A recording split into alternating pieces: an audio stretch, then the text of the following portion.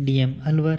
जो महल का सेनापति होता है, जो घुड़सवारी करता है, कोतवाल होता है, हाँ। उससे प्रेम करती है, ये फल इनको दे देती है, ये इनसे प्रेम कर देती है। फिर ये भी सोचता है कि मैं क्या करूँ वो खाकर, इन्होंने भी अपनी पत्नी को दे दिया है। अच्छा सर आए, हमारा एंट्री हुआ। बहुत डरावना सीन है यार।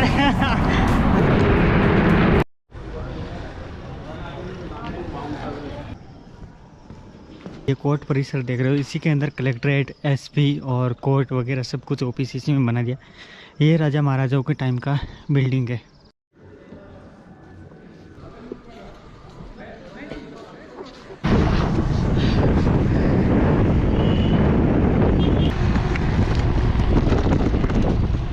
और ये सामने है रेलवे प्लेटफॉर्म। अभी 9:45 हो रहे हैं। अपनी लीलन यहाँ पर छोड़ दिए। मैं आया हूँ अभी जो गेस्ट हाउस है PWD का डाक बंगला, यहाँ पर रूम मिला है अपन को। कलेक्टर साहब ने रेफर दे के यहाँ पर रुको या मुझे अभी सामान अनलोड करता हूँ, फिर अंदर चलते हैं। ये है रूम, देख सकते हो इस तरफ। और ये लाइट ब्लिंक क्यों कर रही है यार? हाँ ये ठीक है, इस तरफ देखो। हाँ लीलन को अंदर लेके आ गए। बाहर भाई किसका भरोसा, कहीं पता शिफ्ट हो गई सुबह ने। तरीके का रूम है, इस तरफ सोफ़ा वगैरह है बैठने के लिए। और आपको इस तरफ दिखा देता हूँ बाथरूम कैसा बना है। ये बाथरूम बढ़िया है भाई, नंबर 1 अटैच बाथरूम है। गीजर भी है, सुबह सुबह गर्म पानी से नहाना होगा कोई नहीं। अब दिखाते हैं आपको कलेक्टर साहब और एसपी मैडम ने हमारे लिए क्या लिखा है। क्या देते हैं, पर्यावरण संरक्षण जैसी निशांत आवश्यक विषय पर इतनी हिम्मत, जुनून और दक्षता को प्राप्त करें, इसी शुभेच्छा के साथ डॉक्टर जितेंद्र कुमार सोनी, डीएम अलवर। ये इस तरीके से लिखा उन्होंने। ये लिखा है एसपी मैडम ने, देखिए। Shri Prabhu Chaudhary visited district Alwar. SP madam है तेजस्वी गौतम, एसपी अलवर। आज है 13/2/2023। दोस्तों अभी नहा धो के हो गए तैयार, और लीलन पे भी सामान लोड हो चुका है। आप देख सकते हो सामान बांध दिया है, अब बस चलने की तैयारी है। आज अभी यहाँ जो थोड़ी बहुत एक्टिविटीज़ है वो कंप्लीट करते हैं।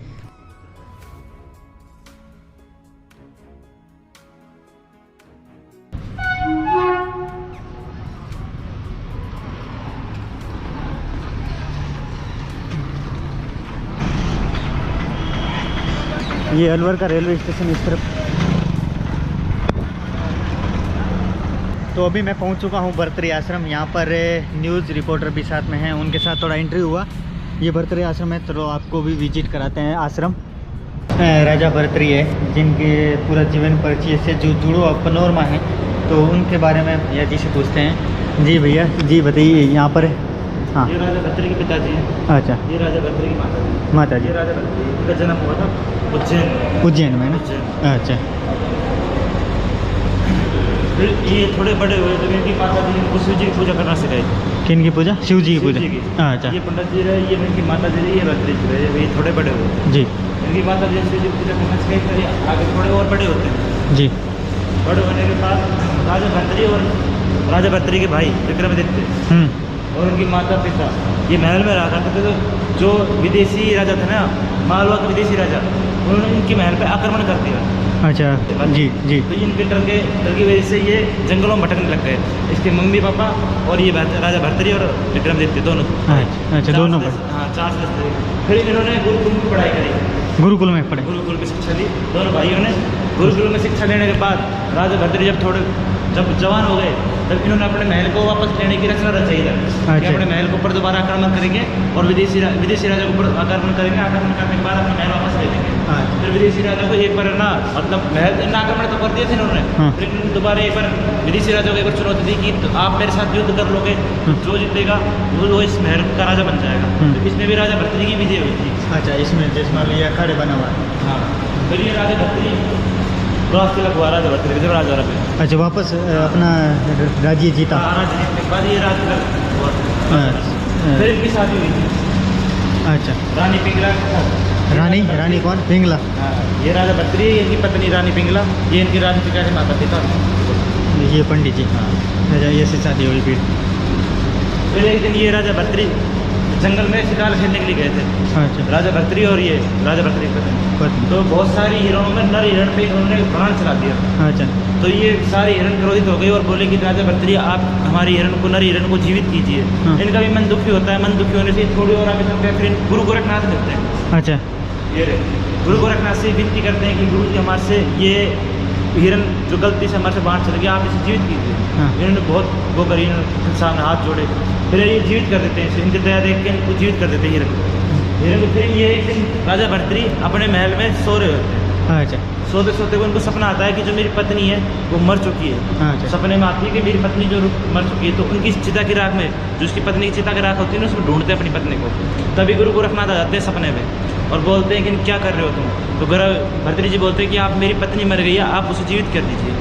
तो ऐसे ही ना एक डब्बी खोलते हैं, डब्बी में सैकड़ों पिंगले इकट्ठी कर देते हैं एक जैसे शकल की, और बोलते हैं कि ना अपनी पत्नी को यहाँ छाटो और ले जाओ इसे। अच्छा कौन सी है इसमें? कौन सी है?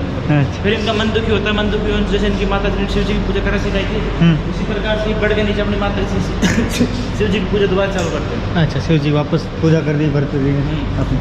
फिर ये एक दिन महल में अपने, इनके महल में एक तपस्वी आता है। अच्छा तपस्वी बोलते हैं राजा जी मैं आपके लिए कुछ चीज़ लेके आया हूँ।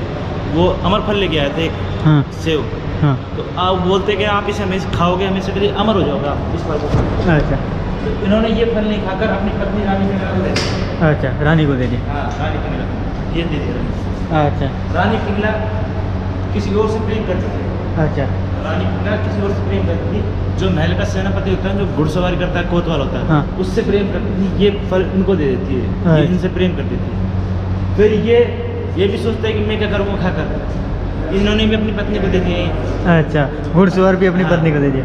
ये वेश्या थी महल में नाचने वाली। अच्छा जी ये सोचती है मैं क्या करूँ खाकर, मेरे तो क्या मैं इसको राजा को दूंगी, राजा मुझे कुछ देगा, और राजा फिर राजा ही होता है।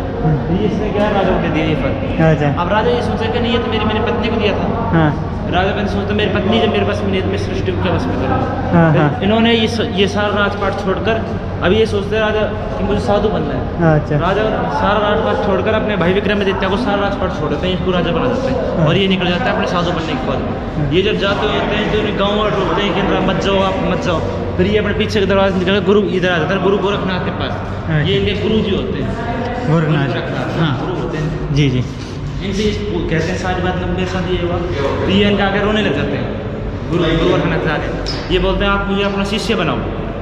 गुरु गोरखनाथ बोलते हैं मैं अपना शिष्य तो बना लूँगा, लेकिन हर स्त्री को, हर नारी को आपको अपनी माँ की तरफ देखना पड़ेगा, यहाँ तक कि अपनी पत्नी को भी आपको माँ बोलना पड़ेगा, तब आप साधु बनो। फिर इन्होंने बोला कि हाँ मैं ठीक है, मैं स्वीकार करता हूँ। फिर इन्होंने इधर शिक्षा देने प्रारंभ कर दी। ये बोलते हैं कि ना आप अपनी पत्नी के पास जाओगे सबसे पहले और नंगे पैर जाओगे, कुछ ना कुछ खाना ना कुछ पीना। ये बोलते मैं चली जाऊँगा, और माँ कह के भिक्षा लेके आनी है। ये जाने लगते हैं इधर, ये गुरु गोरखनाथ इनको, ये जाने लगते हैं तो गुरु गोरखनाथ इनको अलग रूप में आते हैं। ये अलग रूप में इनको भटकाने की कोशिश करते हैं, आप कुछ खा लो पी लो, पेड़ों की छाया ले लो, लेकिन ये अपने सीधे चलते रहते हैं। ये गुरु जी साथ जोड़ते हैं मुझे कुछ नहीं खाना। ये अपनी पत्नी के पास पहुँच जाते हैं, रानी पिंगला के पास। रानी पिंगला से माँ कह के भिक्षा मांगते हैं इधर। इनको देख के ये रोने लग जाती है कि आप साधु को वेश में आए। फिर ये रोने लग जाते हैं। फिर ऐसे ही अपनी शिक्षा में सफल हो जाते हैं राजा भर्तृहरि। जब गुरु गोरखनाथ जी ने अपना शिष्य बना लेते हैं, नाथ संप्रदाय कान खुदते हैं ना, फिर इनके कान मुंडवाए थे इनके, कान खुदवाए थे इधर से। अच्छा नाथ संप्रदाय गुरु गोरखनाथ था ना, तो इन्होंने कान खोदते थे इनके अपने शिष्य बनाने। अच्छा इन्हें कान खोदने के बाद फिर इन्होंने तपस्या करने के बाद अपने सरिस्का में इधर समाधि ली। अच्छा इन्होंने समाधि यहाँ ली सरिस्का में है। और ये गुफा भी है वहाँ, गुफा ये है वहाँ की उज्जैन की गुफा, और समाधि इनकी यहाँ सरिस्का अलवर में। ये इनकी एक तिजारों में गुम्बद है इनकी भर्तृहरि जी। अच्छा यहाँ अलवर से सर आए, हमारा एंट्री हुआ, बहुत बहुत धन्यवाद सर जी आपका। और अब यहाँ अलवर से आगे बढ़ते हैं पानसुर। तो ये कितने किलोमीटर रहेगा यहाँ से? 50-55 किलोमीटर है ना। मिलेंगे सर बहुत ही जल्दी। बहुत बहुत धन्यवाद आप सबका, थैंक यू सो मच। के लिए शुभकामनाएं बहुत बहुत धन्यवाद सर जी। और स्पेशल थैंक्स कृष्णा भाई को। इस गाय के सींग देखिए भाई साहब, कितने बड़े सींग, और इतनी गाय एक साथ, वाह बहुत ज़्यादा। देखो बड़े बड़े सींग वाली। अभी चलते चलते टनल आ गई है। देखिए सामने क्या खूबसूरत नज़ारा है, चारों ओर पहाड़ों के बीच अरावली की गोद में। थोड़ी चढ़ाने सांस भूल गया।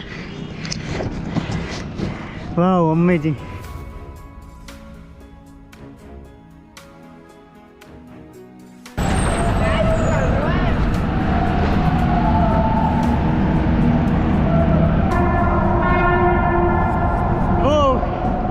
बहुत डरावना सीन है यार।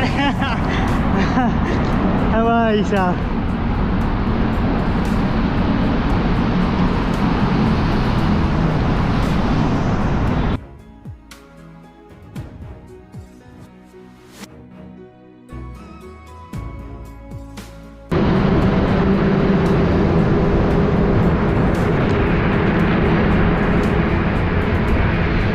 टनल क्रॉस करते हुए गांव आया, यहाँ पर रुका हूँ चाय पीने के लिए।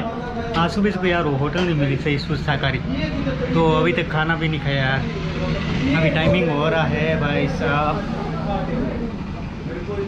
3:30। तो यार मैंने यहाँ पर लिए शक्करपारा, तो ये खा रहा हूँ और चाय ले लेता हूँ ताकि एक बार पेट भर जाएगा और शाम के टाइम देख लेंगे खाना।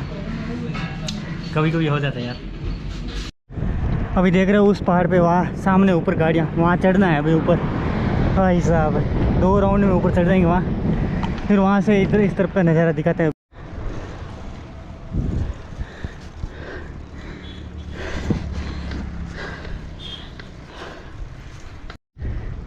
देखिए भाई साहब चढ़ गए पहाड़, सामने मंदिर है, शिव शक्ति श्री हनुमान जी महाराज मंदिर,